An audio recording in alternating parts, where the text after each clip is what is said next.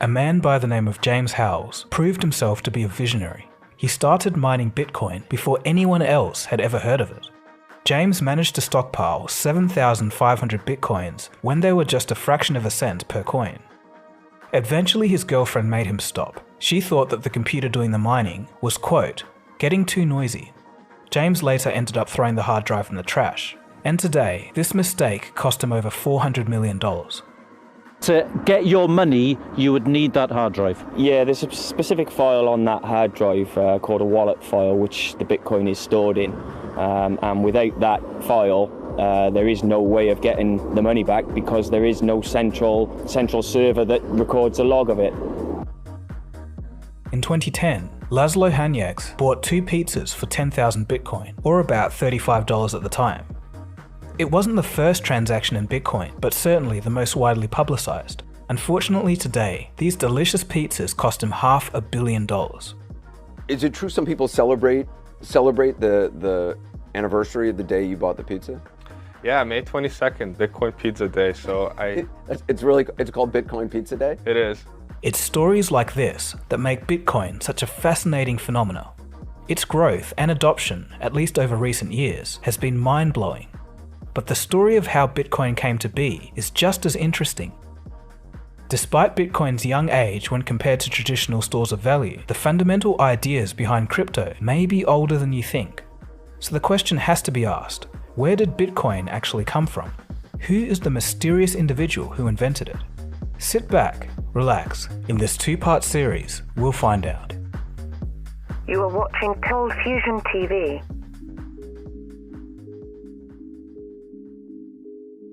For many, Bitcoin is still considered a fad, a Ponzi scheme, something that will disappear as quickly as it materialized. The cryptocurrency has had its fair share of bad reputation through fake crypto frauds such as BitConnect and OneCoin, not to mention payment for narcotics on Silk Road. What's happening is there's all these copycat cryptocurrencies that are going out there, and there's no regulation on the actual level of Bitcoin itself. You're talking, there's futures regulation, but the underlying asset is completely unregulated. It's a dark market. Bitcoin is worthless artificial gold, which, if it succeeded, would facilitate a lot of illicit activity. But the word is starting to get through that Bitcoin is much more than that. People are starting to look at our economic system with increasing skepticism. Currency is continuously being created. Food prices and bond yields are rising, hinting at inflation. And knowing that the long-term value of all fiat currencies over the last few thousand years has tended towards zero, it's only natural to think that there may be some issues ahead. I've outlined financial problems specifically in my How Money is Created video, which all of you really enjoyed, but it clearly highlights that there's a need for new thinking on the topic. Friedrich Hayek, winner of the 1974 Nobel Prize in Economics, stated the following in 1984. "I don't believe we shall ever have a good money again before we take the thing out of the hands of government. All we can do is by some sly roundabout way introduce something that they can't stop." End quote. While it's undeniable that Bitcoin is not perfect, it broadly achieves this goal, and as you'll soon see, it can't be stopped.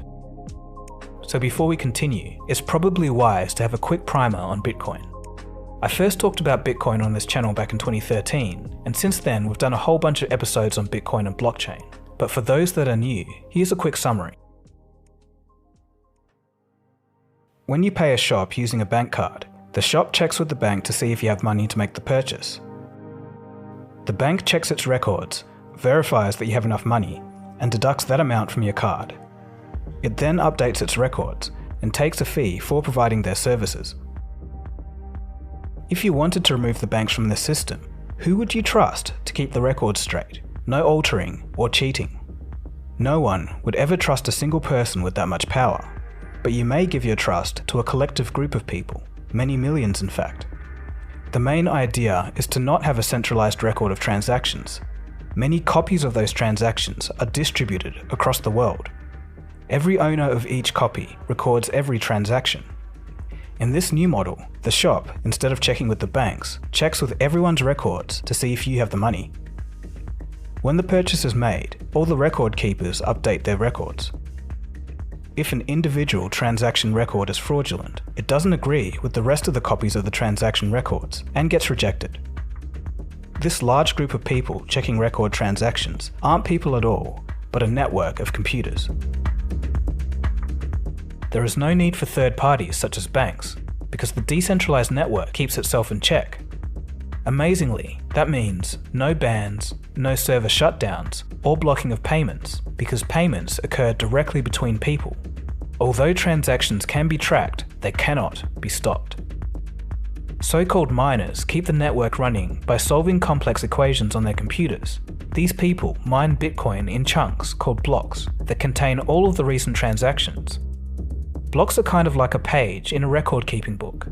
The miners receive payment in Bitcoin for their effort, much like mining gold.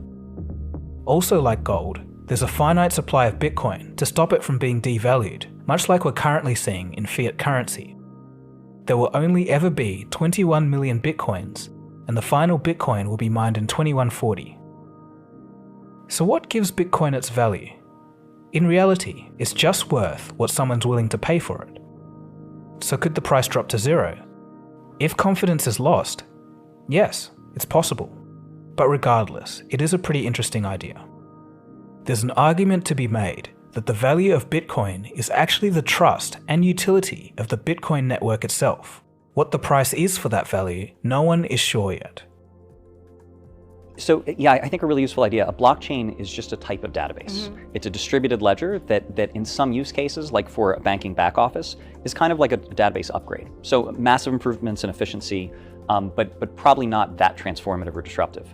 When you take a blockchain, you make it public and decentralized, and then you add money to that, you add a cryptocurrency, then you're looking at something that is that first use case, that offshore banking system, that I think is fundamentally disruptive, and disruptive financially, economically, and even potentially politically. So how is Bitcoin maintained? Bitcoin is open source, so anyone can edit the code. It's a misconception that the code has stayed the same for the past 10 years. There's maintenance carried out to ensure smooth functioning. This is done through a Bitcoin Improvement Proposal, or BIP. A BIP is just a document that proposes core changes. But to stop someone from inserting some code that says, say, give every Cold Fusion viewer 1,000 Bitcoin, there needs to be 95% consensus across the last 2,000 miners. Basically, it's a digital voting system. On January 3rd, 2009, the first block of Bitcoin was mined. Within this very first block, a special message was written. It read, quote, "The Times, 3rd of January 2009, Chancellor on the brink of second bailout for banks." This gives us a clue to Bitcoin's purpose for existing, a response to a broken financial system. Just 9 days after the first block was mined, the first Bitcoin transaction is completed. It was between Bitcoin's creator, Satoshi Nakamoto, and another cryptographic enthusiast, Hal Finney.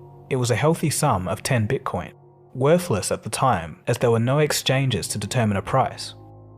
Satoshi Nakamoto would announce his invention of a new economic system on a cryptography mailing list on July 9th, 2009. Hal Finney would help Satoshi fix bugs and improve security in those early days. While these steps mark Bitcoin's creation and the first instance of application, this is by no means the beginning of Bitcoin's story. For that, we must travel back over 2 decades to the year 1983. In 1983, American cryptographer David Chaum is already experimenting with the idea of electronic cash. He was part of a movement known as the cypherpunks. They were activists who defended the idea of using cryptography and computers as a powerful tool to protect the privacy of individuals. If you were to put it into political terms, they were kind of like digital libertarians. David wanted to create a safer and more anonymous transaction system. His efforts led to the invention of the blind signature protocol, breaking ground on what would become known as the foundations for modern blockchain technology. I created a concept for how you could use eCash to make your payments, and then the blind signatures could be used to basically prove things about you without revealing who you are. Classic, say, if a kid's at a bar and they want to, or somewhere they want to get in, they want to say to prove that they have they're old enough, or they have a driving license, or they're from a different state or whatever, but they don't want to give their address and all this other stuff. Well, that's what you could do with the credential mechanism. In the years that followed, David Chaum began building his idea of a workable cryptographic electronic money system, and in 1989, the company DigiCash was born. A notable employee at DigiCash was cryptographer Nick Szabo. Nick would go on to be influential in the early crypto space, but more on him later. In 1993, DigiCash launched their eCash system, a product that enabled the safe and anonymous transfer of money over the internet. eCash was David's answer to what he considered to be the extremely unsafe practice of using credit cards online. According to insiders at the time, eCash was a technically perfect product that resolved many of the issues that came with credit card payments, such as security concerns and fees. Despite his good intentions, what David was doing was risky at the time because the US government sensed a threat. A number of my colleagues and friends had secrecy order placed on them by the United States government, which made it a federal crime to reveal what they were researching. But to apply that to cryptography seemed a bit out of range. The National Security Agency, which is our main cryptographic authority in the United States, for protecting secrets and breaking codes, they got a new director, and he started writing letters to all the scientific associations, telling them that they should not have conferences or even sessions at conferences that covered cryptography. I felt it was just too important, so I risked spending the rest of my life in jail to set cryptography free. Digital cryptography was so frowned upon that some early crypto enthusiasts had to smuggle code through shirts or tattoos. Much like Bitcoin, the eCash product began gaining incredible levels of attention from buyers. At the height of the hype, David Chaum was contacted by none other than Bill Gates. Gates wanted to integrate eCash into every copy of Windows 95. It's rumoured that he offered $100 million for the project. David Chaum declined the offer, and every other offer that came after that. According to ex-employees, David's stubbornness and paranoia made it hard for him to trust the intentions of those interested. He also assumed that there'll be better offers around the corner. He wanted eCash to be perfect. He believed in the importance of his work. In 1996, he stated, quote, "The difference between a bad electronic cash system and a well-developed digital cash will determine whether we have a dictatorship or a real democracy." Due to infighting, David eventually lost control of DigiCash, and the company fell into the hands of external investors. DigiCash began pitching their products to banks, several of whom were interested, but the vast majority of banks at the time were conservative and would rather stick to lucrative credit cards rather than an experimental product. By 1998, DigiCash was bankrupt, signaling the end of the very first wave of digital currency. It seemed like the world was just not quite ready for electronic crypto money. But this did not stop progressive thinkers from seeing potential in the idea. After all, it wasn't the idea that was bad, it was just well ahead of its time and had the added issue of having no strong leadership. In 1999, famous economist Milton Friedman even said that, quote, "An electronic cash was necessary for the newly found internet and was also a logical tool for limiting government overreach." I think that the internet is going to be one of the major forces for reducing the role of government. And the one thing that's missing, but that will soon be developed, is a reliable eCash, a method whereby on the internet you can transfer funds from A to B without A knowing B or B knowing A. He would go on to say that the monetary supply and monetary policy should be set by a computer where it could not be corrupted by humans. In the mid-1990s, the market exploded with companies that were based around cryptographic money. They were all riding the wave of attention that DigiCash had generated. In 1996, even the NSA got in on the action. They published a paper titled, quote, "How to Make a Mint, the Cryptography of Anonymous Electronic Cash." They described their own, fairly impressive version of a cryptocurrency, but it proposed the need for a centralized bank to keep tabs on transaction records, going directly against the heart of the movement. The movement did continue, and before long, some intriguing ideas began popping up on message boards. Some of these ideas were very valuable to what would later become Bitcoin. B-Money, for example, was designed by University of Washington graduate Wei Dai. Published in 1998, B-Money was designed as a way to enable online economies to exist entirely free from outside regulation. B-Money was ultimately theoretical, and while popular, it never gained enough traction to become a reality. Other ideas within the online community were less helpful. Jim Bell's Assassination Politics essay, for example. In the essay, he proposed an encrypted currency system to be used by disgruntled citizens unhappy with. In all of this chaos, the idea that stands out most in hindsight is BitGold, proposed by ex-DigiCash employee Nick Szabo in 1998. Nick had the idea that instead of a digital currency being a token that represents fiat money, the digital currency itself could be a valuable commodity, and it would be awarded to miners for completing cryptographic equations. Sound familiar?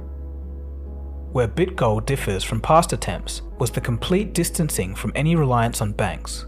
Nick Szabo explains, quote, "I was trying to mimic as closely as possible in cyberspace the security and trust characteristics of gold, and chief among those is that it doesn't depend on a trusted central authority." End quote. If David Chaum's eCash was an earlier ancestor to Bitcoin, then BitGold was the missing link. Although it was an establishing building block for the future of cryptocurrencies, it was only theoretical and also flawed. For one, it had far less concern with privacy and also had some technical shortcomings when it came to mining. So along with B-Money, BitGold was never widely adopted.